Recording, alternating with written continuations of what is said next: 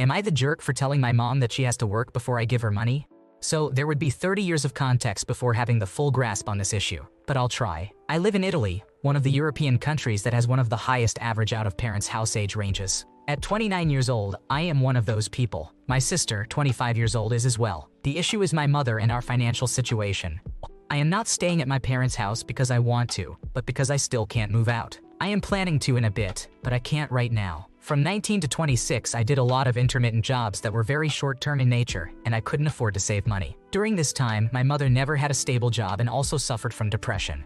She would always ask for money from external people, friends, sons and daughters, institutions, and state money. When I was young, she would guilt-trip me into giving up on the things I wanted to do because we are a trio, and we are in a dangerous situation. As a result, I would give her a lot of the little money I made, and my life would stall because she would give the money back in small amounts like 5 or 10 euros every now and again, so I wouldn't be able to do anything. I haven't had anything saved up because of my difficulties finding jobs due to my anxiety and depression, and dealing with my mother's own depression and anxiety. She would also ask me or my sister for some of that money, so we were always short. All the while, she wouldn't find a stable job and relied on state welfare, friends, and my sister more than me.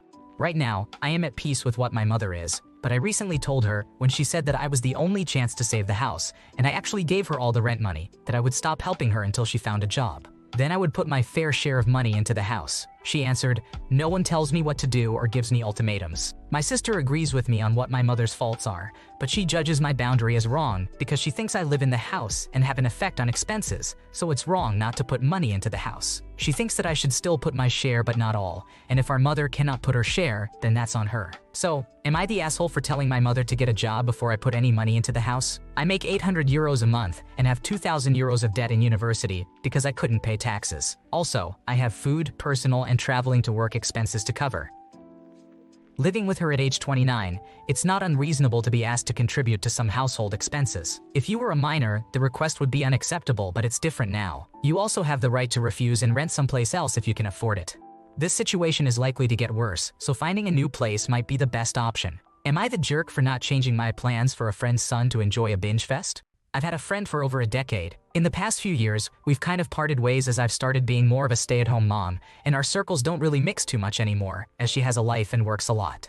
She has 2 children, a 12-year-old son and a 6-year-old daughter. I love these kids. I was babysitting them, picking them up, taking them to school, taking mine to school, picking them and mine up at 3 separate times and locations, and then feeding them while 8 to 9 months pregnant until I had my last child. I sort of stopped hearing from her once I had my most recent son. I believe because I was no longer available as a sitter once I delivered. I've been working on putting up more boundaries if she asks for favors. I also have a son who is 8 years old, who always adores her son, and they love to play together. So when I didn't hear from her, it kind of sucked because our children are friends. Our last major interaction was my son's first birthday, which I invited her to about a month early. She said she would come. At the same time, she invited me to a last-minute Easter party thing at her house, and I told her I probably wouldn't be able to make it because my partner's family wanted us over. I never heard from her again about my son's party. I texted her and called her to see if she was going to show and got no response. For some reason, she's become a very tit-for-tat person. She reached out to me last week and we've been chatting again. Well, she asked me if I could pick up her son from something across town this week.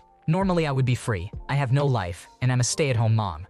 But that day happens to coincide with a certain TV show's release date, and another friend and myself had already made plans for her to come over and us to binge this series together. While I have free time, the friend I'm hanging out with works a full-time job and is on summer break from being a full-time student, so our time together is limited. What she wants is at 12:30, and I'd get done by 1:00, and my friend and I were supposed to get started at 12. Now I've told her that I can't get her child. She's mad because I won't take the time from whatever I'm doing with this other friend, claiming I always make excuses when she asks me for favors, and that's why we're not friends, even though my family and other friends of mine have told me to set boundaries with her, which is what I'm attempting to do. I already had plans, even though they are adjustable. I have no clue what her other plan was to get her child. Now I've told her I'll ask my friend if we can postpone, but I only got asked this favor yesterday. I feel like getting mad that I last minute am choosing not to help is extremely short-sighted of her, as it's taking time from what I had already been looking forward to doing, despite it not being a priority. So, am I the asshole for not changing my plans for my friend's son? In my opinion, you have done nothing wrong here. This friend is using you and only reaches out when she wants your help. Stick to the original plan and keep your binge fest with your other friend. If she continues to ignore you when you try to arrange playdates for your sons, that shows exactly who she is. A user, not a friend. It's alright to say no to someone who only wants to take advantage of you. Am I the jerk for wanting my share of the house sale? So part of our inheritance from my grandparents was a house for my father, my adult brother, and me to share anywhere we wanted to live. We had been sharing an apartment after I came back from college, so we chose Central Florida. In the spring of 2019, my grandfather gave us the money to purchase one. Unfortunately, being out of state and on a time crunch due to needing to be out of our apartment lease, we got suckered into buying a dud. We ended up spending too much time and money over the past 4 years trying to fix and maintain the house. Quite a bit of it kept falling on me, and it was draining me, so this time last year I moved out of the house into an apartment with my boyfriend. My father and brother both have expressed that they felt like I abandoned them with this house, but I feel like I am finally getting to live my life. I am in my late 30s, so I could not be expected to live there forever. I did not know how abandoned and overwhelmed they were because apparently, over the last few weeks they have been working with a realtor company that would take over fixing the house up and putting it on the market without my knowledge. Today my father randomly texted me that he was selling the house. I did not think much about it. Maybe he had been arguing again with my brother and he was just annoyed. Then an hour later, I received a call that they had a notary on the line and they wanted me to sign to put the house on the market, with plans to split the profit without me. I was blown away. First off, my name is on the deed, so they could not legally exclude me from the split. Secondly, that house was clearly part of all 3 of our inheritances, and even though I do not live there anymore, I definitely put my dues in on that house. Sure, they might have put in quite a bit over the past year and could use the money, but that does not mean I do not deserve it too. I ended up getting the contact information for the realtor company and made it clear that if we were to put the house on the market, I would expect my share. A notary is coming tomorrow to make it official. I know my father and brother are probably upset about this since they will get less by splitting it 3 ways, but I am just as hurt that they think I do not deserve it. So am I the asshole for wanting my share even though I do not live there anymore?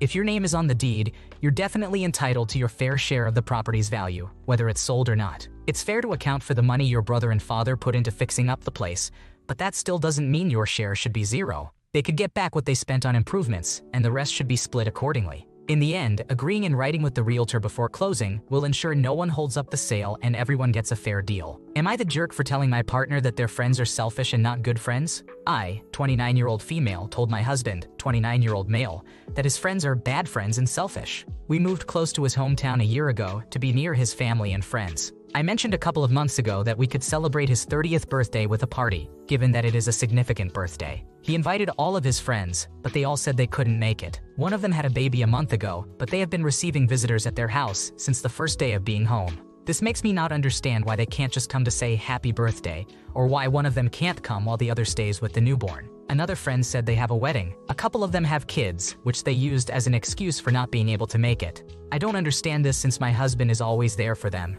When they had babies, we took food to them because we tried to understand how hard it can be with a newborn. For me, they are being selfish and bad friends for not making an effort to attend his birthday party. I feel so bad since no one will show up for him and so angry at his friends. Almost all of his friends, except 2, have never been friendly to me. They invite me to events, but when I show up, they completely ignore me. For example, the couple that just had the baby invited me to the baby shower, which was an hour and a half away. I drove there to try to be friends with my husband's friends, but when I arrived, they just said hi and completely ignored me. They didn't even try to introduce me to their friends, who are also my husband's friends, and left me to sit by myself at a table with the grandmother and her friends. I got angry because my friends and I would never do that. It takes 1 minute to introduce someone who doesn't know anyone. After that and the fact that they are not making an effort to show up for him, I told my husband his friends are selfish and bad friends. He immediately told me that he doesn't like me saying that and that I shouldn't say that. Am I wrong, or are his friends the ones at fault here? It sounds like a lot of people can't make it because of kids or other plans, and maybe the expectation was that the event wouldn't be kid-friendly. It might be a good idea to try again after checking what dates work better for most people. Also, it might be worth seeing if the friends reach out on their own if your husband pulls back a bit. Sometimes you find out who your real friends are when you stop making the first move. Wibtah for ruining a family holiday? My family has been planning a 3-week holiday to our home country for a year now, and we're leaving next month. I am also graduating this year, and more than anything I want a job. However, it is extremely difficult to even land a graduate position in the field I am in without experience. Recently, I had just finished a 2-week placement with a company I fell in love with, and they're offering me a 3-month extension that has been geared around my holiday date. Then came my mistake. I had given the recruiter the wrong date, which was a week later than my actual flight. When I corrected this, they said it would be difficult to take me on because they had planned to have me help with their relocation of the main office, which was taking place a week before the incorrect date I had given, and exactly a day before I am flying away. When I told my parents about this situation, they expected me to prioritize flying home before anything else. they really want me to go back, as I haven't been there in years. I offered them a compromise by flying there myself a week later, but they weren't happy about it. The money they paid for my ticket would have gone to waste, although I did offer to reimburse them with the money I make from the 3 months at the company. This led to one of the worst arguments I have ever had with them in my life. I couldn't even speak or reason with them without being screamed at for being disrespectful. I cried in front of them, hoping they could understand, but nothing would get through. They just said not to come at all, which is not what I am asking for. A lot of their reasoning boils down to whether sacrificing a week at our country is worth it for a 3-month internship. I just wish they understood that the money I make in those 3 months is most likely going to be more than enough to pay back the money lost for my part. Even if it was just 3 months, that type of experience on my CV will help me out so much when looking for a full-time graduate position in my field. I just don't know what to do at this point. My parents are refusing to speak to me as of now. Currently, my recruiter is considering it, but it's likely I am not going to get this position if I go through with the holiday. If I am being unreasonable for what I am asking of my parents, then please give me a reality check so I can apologize to them. I know a lot of this mess could have been avoided had I given the company the correct date of my holiday, but this placement is so important to me. Any input is really appreciated.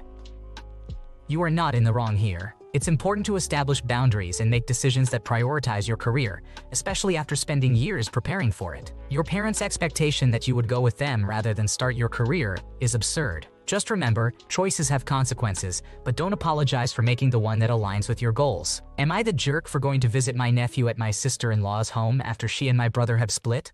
My brother, who is 27 years old and with whom I've never actually gotten along, has a child who is 3 years old with his now ex-wife, who is 33 years old. My mother, who is 59 years old, seems to think my brother does no wrong, despite the fact he constantly steals and lies to her.